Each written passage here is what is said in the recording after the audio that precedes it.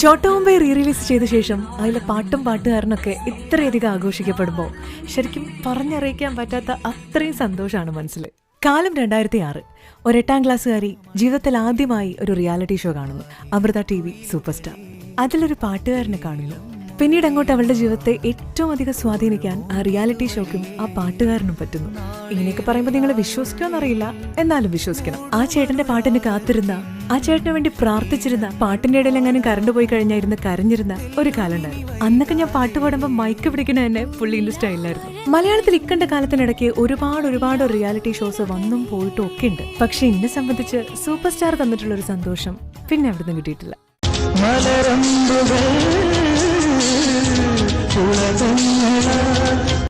ദൈ മലരമ്പൊക്കെ വന്ന് പതിച്ചതേ എന്റെ നെഞ്ചത്തായിരുന്നു. ഓരോ പാട്ട് കേൾക്കുമ്പോഴും എങ്ങനെയാണ് ഇത്രയും സിമ്പിളായിട്ട് പാടാൻ പറ്റുക നോക്കി മിഴിച്ചിരുന്നിട്ടുണ്ട് ഞാൻ. സൂപ്പർ സ്റ്റാർ വെറും ഒരു റിയാലിറ്റി ഷോ മാത്രമായിരുന്നില്ല, എന്റെ ചൈൽഡ്ഹുഡ് മനോഹരാക്കിയ ഒരു മാജിക് തന്നെയായിരുന്നു.